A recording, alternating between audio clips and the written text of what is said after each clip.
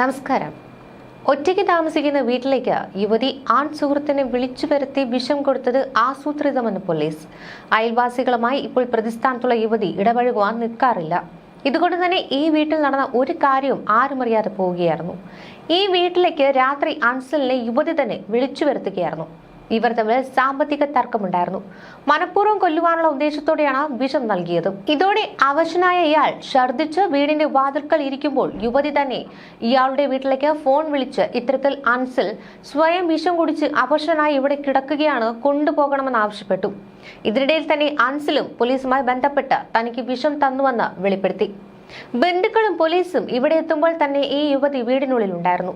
ഇയാളെ ആശുപത്രിയിലേക്ക് കൊണ്ടുപോയ ഉടൻ തന്നെ യുവതിയെ പോലീസ് രഹസ്യ കേന്ദ്രത്തിലേക്ക് മാറ്റി.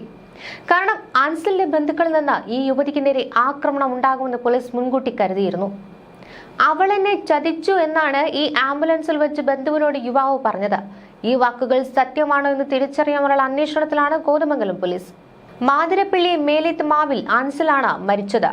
മലിപ്പാറയിൽ ഒറ്റയ്ക്ക് താമസിക്കുന്ന പെൺസുഹൃത്തിന്റെ വീടിന് സമീപം വ്യാഴാഴ്ച പുലർച്ചെയോടെയാണ് ഈ അൻസലിനെ വിഷമുള്ളിൽ ചെന്ന നിലയിൽ കണ്ടെത്തിയത്. പെൺസുഹൃത്തിനെ പോലീസ് പിന്നീട് കസ്റ്റഡിയിലെടുക്കുകയായിരുന്നു.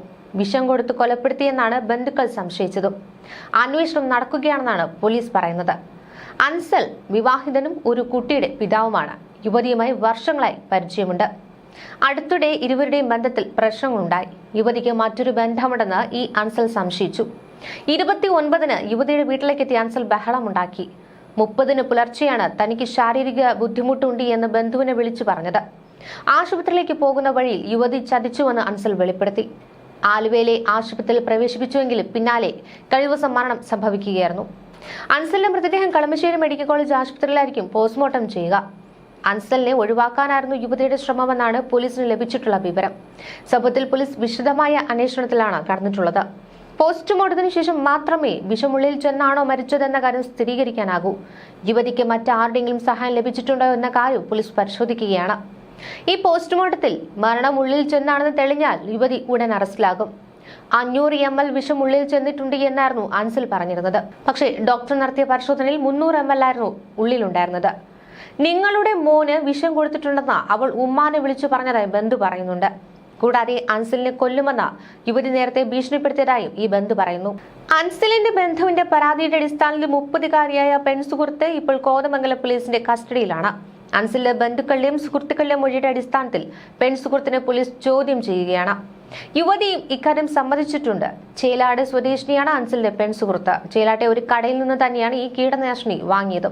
ഇതിന്റെ കുപ്പിയും കണ്ടെത്തിയിട്ടുണ്ട് എന്നാണ് വിവരം.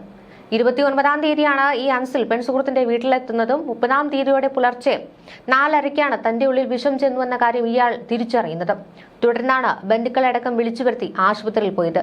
ഈ ആശുപത്രിയിലേക്ക് പോകുന്ന വഴിയിലാണ് ഈ പെൺസുഹൃത്ത് തനിക്ക് വിഷം തന്നിട്ടുണ്ടെന്ന് ഇയാളുടെ സുഹൃത്തുക്കളോടും ബന്ധുക്കളോടും വെളിപ്പെടുത്തിയത്. കീടനാശിനി പോലുള്ള എന്തോ ആണ് അൻസലിന്റെ ഉള്ളിൽ ചെന്നിരിക്കുന്നതെന്നാണ് പ്രാഥമിക അന്വേഷണത്തിലും വ്യക്തമായത്. ക്രിമിനൽ പശ്ചാത്തലമുള്ള അൻസൽ വിവാഹിതനാണ്. ഏറെ കാലമായി ഈ അൻസലിന് പെൺസുഹൃത്തുമായി അടുപ്പമുണ്ടായിരുന്നു. ഇടയ്ക്കിടെ പിണക്കമുണ്ടാകുമെങ്കിലും അവ പരിഹരിക്കപ്പെടുമായിരുന്നുവെന്നാണ് വിവരം. ഇതിനിടെ അൻസലിന്റെ ഭാഗത്തുനിന്ന് യുവതിക്ക് ചില ദുരനുഭവങ്ങളും കൂടി തുടർന്നു. ഇതോടുകൂടി കരുതിക്കൂട്ടി വിളിച്ചു വരുത്തി വിഷം കലർത്തി നൽകുകയായിരുന്നുവെന്നാണ് സൂചന. വിവാഹ ബന്ധത്തിനിടെ പങ്കാളിക്ക് മറ്റൊരാളുമായി ബന്ധമുണ്ടെന്ന് കണ്ടുപിടിക്കുന്നത് പാശ്ചാത്യ രാജ്യങ്ങളിലൊക്കെ വലിയ കുറ്റമാണ്. വിവാഹമോചനം മാത്രമാണ് അതിന് പൊതുവെ പരിഹാരം. എന്നാൽ നമ്മുടെ സംസ്കാരത്തിൽ ഈ ഒരു വിവാഹിതര ബന്ധമുണ്ടായാൽ അല്പം പൊട്ടലും ചീറ്റലും ഒക്കെയായി അതങ്ങ് തീരും. കാരണം പങ്കാളിയുടെ വിശ്വാസ്യതയെക്കാളും സമൂഹത്തിന് മുന്നിൽ വിവാഹ ബന്ധത്തിന്റെ കെട്ടുറപ്പാണ് നമുക്ക് പ്രധാനം. വിവാഹിതര ബന്ധങ്ങളുടെ രണ്ടാമത്തെ കാരണം വിവാഹ ബന്ധത്തിന്റെ കിടപ്പ് തന്നെയാണ്. നമ്മുടെ നാട്ടിലെ പല വിവാഹങ്ങളെ പറ്റി പറഞ്ഞാൽ സ്വന്തം ഇഷ്ടപ്രകാരമല്ല വിവാഹങ്ങൾ നടക്കുന്നത്. കുടുംബം തിരഞ്ഞെടുക്കുന്ന, സമൂഹം അംഗീകരിക്കുന്ന പങ്കാളിയുമായി നമുക്ക് പലതരത്തിലുള്ള കോമ്പാറ്റിബിലിറ്റി പ്രശ്നങ്ങൾ ഉണ്ടാകും. എന്നാൽ വിവാഹത്തിന് അകത്തേക്ക് പോകുവാൻ ഇവിടെ സ്വാതന്ത്ര്യമില്ലാത്തതുപോലെ പുറത്തേക്ക് പോകുവാനും സ്വാതന്ത്ര്യമില്ല. അസംതൃപ്തിയുടെ പ്രഷർ കുക്കറിൽ തന്നെയാണ് പല വിവാഹ ബന്ധങ്ങളും തിളയ്ക്കുന്നത്. ഈ അസംതൃപ്തി വൈകാരികമാകാം, സാമ്പത്തികമാകാം, ലൈംഗികമാകാം, മറ്റെന്തു തന്നെയാകാം. അസംതൃപ്തി എത്ര വലുതാണെന്നതനുസരിച്ച് അതിൽ നിന്ന് ഒരു മോചനം കിട്ടിയാൽ അവിടേക്ക് പോകുന്ന ഒരു മാനസികാവസ്ഥ അതുണ്ടാക്കുന്നു. ഒരു മിസ്ഡ് കോളിൽ വീഴുന്ന വീട്ടമ്മ വിളിക്കുന്ന ആളുടെ ശബ്ദ മാധുര്യത്തിൽ മയങ്ങിപ്പോകുന്നതൊന്നുമല്ല. സ്വന്തം പങ്കാളിൽ നിന്നും അവരെ അകറ്റി നിർത്തുന്ന കാരണത്തിന്റെ ശക്തി സ്വന്തം കുടുംബത്തിലേക്ക് അവരെ പിടിച്ചു വലിക്കുന്ന ശക്തിയേക്കാൾ വലുതായതുകൊണ്ടാണ് അതിലേക്ക് ചെന്നുപെടുന്നത്. ആണുങ്ങളുടെ കാര്യമൊന്നും വ്യത്യസ്തമല്ല. വിവാഹേതര ബന്ധത്തിലെ ഏറ്റവും ബുദ്ധിമുട്ടുള്ള സമയം ആ ബന്ധം വഷളാകുന്ന സമയമാണ്. അപൂർവം വിവാഹിതര ബന്ധങ്ങളെ സുസ്ഥിരമായ പുതിയ ബന്ധത്തിൽ എത്താറുള്ളൂ. എന്തെങ്കിലും ഇത്തരം ബന്ധങ്ങൾ അടിച്ചു പിരിഞ്ഞേ പറ്റൂ. ഈ വിവാഹിതര ബന്ധമെന്ന പരിപാടി മൊത്തത്തിൽ വഞ്ചനയായിരുന്നുവെങ്കിലും ആ വഞ്ചനയിൽ ചതി നടന്നതായി പങ്കാളികൾക്ക് തോന്നി തുടങ്ങും. കാര്യം കഴിഞ്ഞപ്പോൾ എന്നെ മൈൻഡ് ചെയ്യുന്നില്ല എന്നോ ഇതിനപ്പുറം പോയാൽ കാര്യങ്ങൾ കൈവിട്ടു പോകുമെന്നോ തോന്നാം. അങ്ങനെ ബന്ധങ്ങൾ അടിച്ചു പിരിയും. അപ്പോൾ ആയ കാലത്ത് അടയും ചക്കരയും പോലെ കെട്ടിപ്പിടിച്ചിരുന്ന കാലത്തെടുത്ത ചിത്രങ്ങൾ കാണിച്ച് പങ്കാളിയെ ബ്ലാക്ക്മെയിൽ ചെയ്യാൻ ശ്രമിക്കുന്നത് ഇന്റർനെറ്റ് ലോകത്തെ സ്റ്റാൻഡേർഡ് ഓപ്പറേറ്റിംഗ് പ്രൊസീജിയറാണ്. ഇംഗ്ലീഷിൽ റിവഞ്ച് പോൺ എന്നൊരു വിഭാഗം തന്നെയുണ്ട്. വീട്ടമ്മമാരെ ബ്ലാക്ക്മെയിൽ ചെയ്യുന്ന കേസുകളൊക്കെ കേരളത്തിലൊക്കെ നമ്മൾ റിപ്പോർട്ട് ചെയ്യപ്പെട്ടിട്ടുള്ളതാണ്. സെലിബ്രിറ്റികളുമായി അഫെയർ ഉണ്ടായതിനു ശേഷം അതിനെപ്പറ്റി മിണ്ടാതിരിക്കാൻ കാശിനു വേണ്ടി ബ്ലാക്ക്മെയിൽ ചെയ്യുന്നത് ലോകത്തെവിടെ നടക്കുന്ന കാര്യമാണ്. ഇതിൽ രണ്ടാണ് സംഭവമെങ്കിലും ബ്ലാക്ക്മെയിലിംഗ് പെട്ടാൽ പിന്നെ ഒറ്റ കാര്യമേ ചെയ്യാനുള്ളൂ. പങ്കാളിയുടെ മുന്നിൽ പോയി 100% സത്യസന്ധമായ കുമ്പസാരം നടത്തുക. കിട്ടുന്നത് സ്വകാര്യമായി വാങ്ങിക്കുക. വിവാഹിതര ബന്ധമെന്നതൊരു കൂട്ടുകൃഷിയാണ്.